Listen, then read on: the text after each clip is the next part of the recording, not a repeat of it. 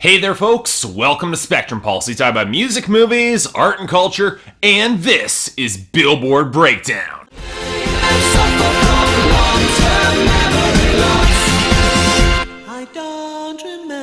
So, once again, this week we're dealing with the last fragments of 2014, even as the new hits of 2015 begin to rise up the charts. And yet, even despite the turnover to a new number one, trust me, we'll get to it, I'm as excited as anybody, I can't help but look down at some of the justly deserved gains and see a whole load of crap bubbling up at the very bottom of the charts. Folks, there are some bad songs that ended up here this week, and trust me, it's not gonna be pretty cleaning them out. But before we deal with the garbage, let's talk about our top 10 and the big news, a new number one. Yes, as expected, the replacement for Taylor Swift is the smash hit Uptown Funk from first timer at the top Mark Ronson and consistent hitmaker Bruno Mars. And really, it's been a long time coming. Mark Ronson's been fighting to get chart success in the United States for years now. And while Bruno Mars has spent a considerable amount of his career recreating classic retro genres, this is probably one of his best. I still don't think it's his best song overall. His collaboration with CeeLo and B.O.B., the other side from way back in 2010, it looms pretty tall over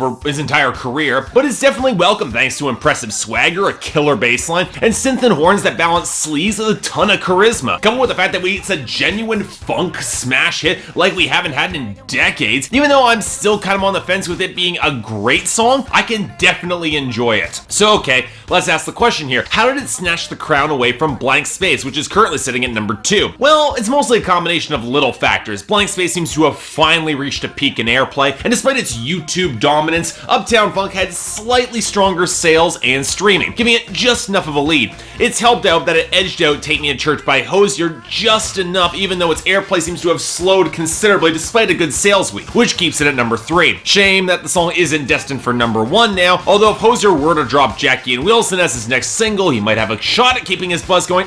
Okay, my fond hopes aside, the rest of the top 10 didn't exactly surprise me all that much. Thinking Out Loud by Ed Sheeran justly snapped its back its number 4 slot thanks to, well, strong sales and finally catching up a little bit in airplay, which forces Lips Are Movin' by Meghan Trainor back down to number 5, even despite some good sales. The next two, All About That Bass at number 6 and Shake It Off actually rising to number 7, they owe their success to year-end radio airplay and in Taylor's case, a surprisingly strong sales week. This has pushed I'm Not the Only One by Sam Smith back to number 8, which despite still not peaking in airplay, seriously, the radio loves this guy, it doesn't quite have the sales or the YouTube to really push it higher. The last two are probably simplest of all to discuss, with Jealous by Nick Jonas rising up to number 9 simply by being healthier across the board than Animals by Maroon 5, which is probably on its last legs, even despite the latter song's slight year-end airplay boost. Now this takes us to our losers, and honestly, it's a bit of a dry week. The last of the Christmas songs dropped out of the charts from Pentatonix and Ariana Grande, and from there wasn't any long-time dropouts, just tracks not finding enough traction on the radio, like Break the Rules by Charlie XCX or Masterpiece by Jessie J. Hell, even our chart losers this week aren't all that interesting. Better Lies by Nicki Minaj and Skylar Grey drops to number 91 because there's no video for it yet, and the song has little to no momentum. Earned It by The Weeknd plummets after its debut last week to number 87 because, well, it's an underwhelming and disappointing take for 50 Shades of Grey subject material, especially coming from The Weeknd. He could have done better. Dear Future Husband by Meghan Trainor drops to number 84, but you just know it'll rise the second Meghan Trainor's album gets some more airplay. And Trumpets by Jason Derulo drops to number 40 because, well, it's a song on its last legs, and now people are probably started thinking, is it weird that your ass reminds me of a Kanye West song? Are they just thinking that's stupid in every single possible way? But really where things get most interesting is in our gainers, most of which are from 2015 songs gaining or regaining their traction. In the latter case, Close Your Eyes by Parmalee, Until It's Gone by Kenny Chesney rose to number 74 and 68 respectively, well, because country radio is desperately searching for something to fill time, which is the same reason Randy Houser's Pretty Damn Good Like a Cowboy went up to number 83. Hell, if I'm being honest, most of the gains are actually pretty damn good this week. Something Big by Shawn Mendes goes to 80, Style by Taylor Swift goes to 71, Pitbull and Neo's collaboration Time of Our Lives continues to rocket up the charts and breaks the top 40 at number 33, and despite the fact that it's very much Killer's Light, Shut Up and Dance by Walk the Moon regained some traction going up to number 77. But even the songs I'm not as much of a fan of, they aren't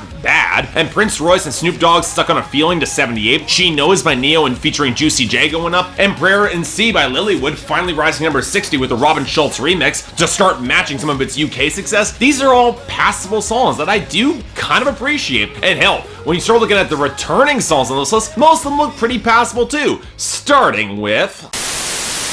So say Geronimo, say Geronimo, say Geronimo, say Geronimo. I already talked about this song a couple weeks ago, and while I still don't love Geronimo, I've got no issue with more songs on the folkier side of pop rock getting airplay on the radio, and this is a pretty good one, especially with the vocal interplay and the low piano chords and the guitar groove. I'll take it.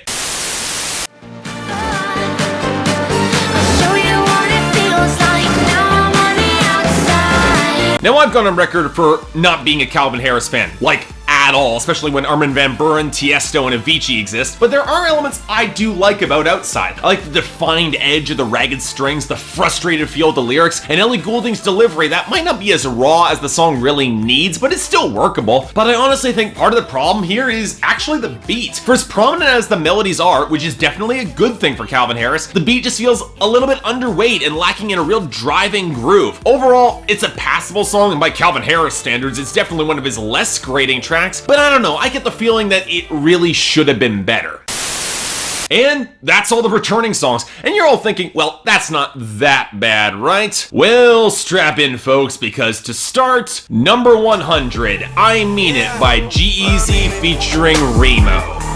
You know, I mean it. Man, I can't help but feel that I should like this song a lot more than I do, because G-Eazy isn't a bad rapper, at least on a technical level. His rhymes are at least well constructed. Just a shame that the subject material is entirely recycled around screwing some guy's girlfriend and getting money. It's not helped by Remo on the hook doing his best Future impression, easy way to lose a lot of points with me, and hollow feeling pseudo trap production that's actually pretty damn good with some subtle melodic interplay that I did appreciate. And yet, probably my biggest issue with the song is G-Eazy's delivery. It sounds like he's almost reading his lyrics, his cadence being so flat that I've got a hard time getting a really solid vibe from him. Overall, the song is not terrible, but man alive, it should have been a lot better. Number 99, Ain't Worth the Whiskey by Cole Swindell. I might close this place down. You've gotta be kidding me. I thought we were done with this bad bro country last year. Is country music so desperate and bankrupt right now that we're getting a third single from Cole Swindell? Okay, in case none of you know who this guy is, and believe me, that wouldn't surprise me considering I reviewed this guy last February as one of the worst albums of 2014, bar none. Cole Swindell started out in the same frat house as Luke Bryant before selling merch for him on tour, and then later striking out as a songwriter. And for some bizarre reason, we've got a third single from him on the Billboard Hot 100, and it's the worst one yet. And yet on first glimpse, it might not seem that bad. The guitars have a little bit of polish, even though the cymbals production really is muddy. Cole Swindell does have a bit of energy, but it's the lyrics that really piss me off. See, Cole Swindell, he's at a bar, he's pounding whiskey, and yet it's not Over the X, who he constantly references throughout the song. It's for a good country song or old friends because the girl ain't worth the whiskey. Yeah, kinda hard for me to buy into the fact that you aren't over her if you spend the verses mentioning her, or if her friends see you drunk off your ass, it's just not over her. And the song just comes across as unbelievably pissy and unconvincing from him. And then he tries to drag the troops in overseas into this, and the song takes into the outright awful territory because it smacks of the cheapest form of country pandering and attempts to garner sympathy where none is deserved. Where Jake Owen managed to nail this sort of nuance of life at the party, Cole Swindell fumbles it in the worst possible way. The fact that this is charting over songs like She Don't Love You by Eric Posley lower down the country airplay charts is a goddamn crime. Ugh. Number 98, Take It On Back by Chase Bryant.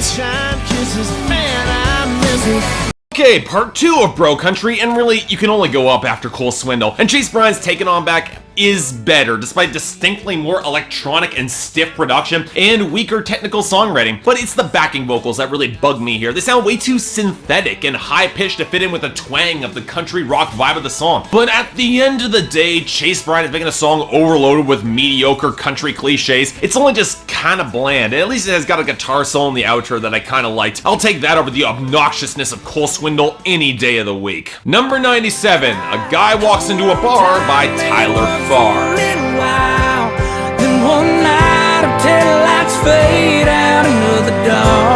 Okay, what the hell? Is this C-list bro country singles debut week or something? While some of you might remember Cole Swindell, I guarantee even less of you remember Tyler Farr's ode to being a stalker and completely missing the point on the title track of his generally mediocre album Redneck Crazy that I reviewed way back in 2013. He followed up with Whiskey in the Water, which was a little bit better. So what do we get from his debut single from his as of yet untitled sophomore release? Well, much to my complete shock, a pretty damn great song. I honest to God did not expect this from Tyler Farr, but not only did he move more towards the spacier country production of Dierks Bentley, Dustin Lynch, and even a bit of Brad Paisley, it's probably one of the best songs he's ever performed, even though he didn't write it. And I've got to give a lot of credit to Tyler Farr's delivery. The thick rasp in his voice that I've always liked, it's a fantastic fit for the frustrated anger of the song, taking the cliche of the bar hook out that eventually sputters out, and just being sick of the bad joke that it is. Tyler Farr, I originally thought you were destined to be forgotten when the bro country scene flamed out, but if you're going in this direction, okay, I'm on board, because this song,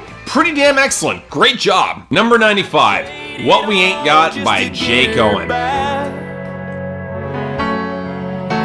Okay, I was originally planning this to be my solitary reprieve from the onslaught of bad bro country when I first looked at the Billboard Hot 100, but then Tyler Farr came the hell out of nowhere. But yeah, if you saw my Jake Owen review way back in 2013, you already know this song is excellent. Jake Owen apparently fought to make this his next single to avoid being typecast as the party guy, which he kind of could have avoided if he released Ghost Town or Life of the Party, but you know what, that's besides the point, because What We Aint Got is the rare country piano ballad that just knocks it out of the park. And while the song could have coasted by on Jake Owen's great performance, seriously, this guy should be an A-lister by now. The man has star-level charisma and emotional power. Great work here. It's the songwriting that hits home really powerfully, capturing the grief that comes with a painful breakup and trying to get over it. Gorgeously melodic with a ton of real emotion. I can only pray this catches on really strong because Jake Owen kills this.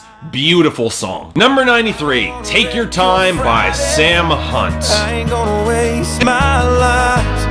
And just like that, we're back to the junk. To be fair, for our next bro country song on the list, it's arguably the best performed. Sam Hunt does have a good voice, and there's a good melody backing this song, even despite the influx of drum machines and very stiff production. But while I don't mind the half-rap, half-sung delivery that some country critics hated, once again, it's the lyrical content that sinks this track. And once again, on first glance, it doesn't seem all that bad. A supposedly sensitive guy trying not to be like all the other guys at the bar, saying he doesn't want to go home with the girls, he just wants to take their time. But really, it's the bridge that makes the song feel so incredibly disingenuous. If he just wants to be alone with this girl, and he's so incredibly nervous, and her girlfriends are coming over to ward him off, he's just full of shit. And he's playing at self-awareness for his edge, only just taking her time because he can't get the green light anywhere else. As a pickup maneuver, it's just so see-through and dishonest. And combined with the most blatantly pop production yet, I'm sorry, no, skip this song. Number 92, Throw Some Mo by Rae Sremmurd featuring Nicki Minaj and Young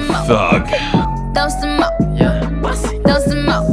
Well, I should have seen this coming. Push is the third single. It's easily one of the worst songs off Shrem Life, partially based on the basis of blown potential. Interchangeable trap production with one of the most pathetically limp keyboard lines Mike Will Made It has ever provided, and only placing Nicki Minaj on the hook instead of actually giving her a verse. It places our duo, unsurprisingly, at a strip club, where Slim Jimmy plans to buy the stripper by emptying out the ATM, and Sway Lee spends the majority of his verse in a drugged out haze before trying to steal a girlfriend. Wait a minute. If this girl is at the strip club with her boyfriend, do you honestly think you've got a chance in hell of breaking them up, especially considering you're treating her just like all the other strippers? And then there's Young Thug's verse, which has some of the sloppiest flow on the song about screwing girls in the kitchen. Dude, that's gross. That's how you get yeast infections. Getting them to make out with each other, okay. And then saying it's okay to lie with them because, and I quote, my sway's the truth. Yeah, because that'll make girls come back to you. I think at this point, this is all I can say. This song is trash. In a just world, it would get no more attention. Unfortunately, we don't live in a just world.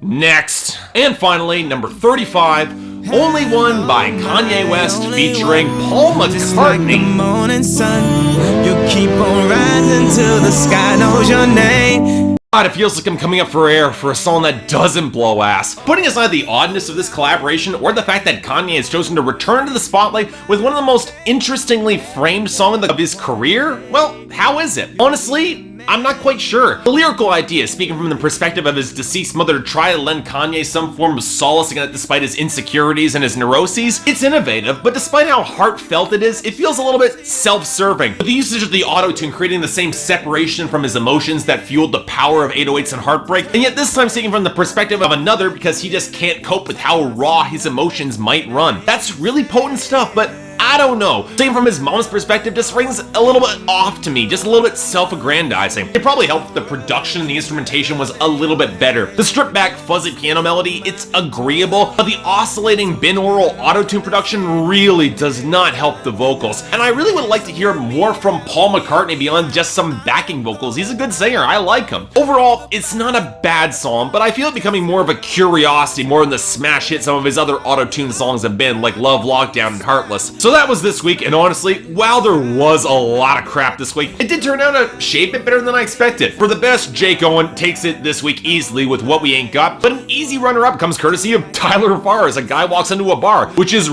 better than it has any right to be coming from him. As for the worst, okay, I'm giving it to throw some up because it's a disaster of incompetence and mismanagement all the way through, but Ain't Worth the Whiskey is damn close for just offending all of my country sensibilities in the worst possible way. Still, I have to hope for better next week, although considering next week will likely feature even more of Rae Sremmurd, I doubt it. But you know what? That's until later. So until then, I'm Mark, you're watching Billboard Breakdown on Spectrum Pulse, and I'll see you next time.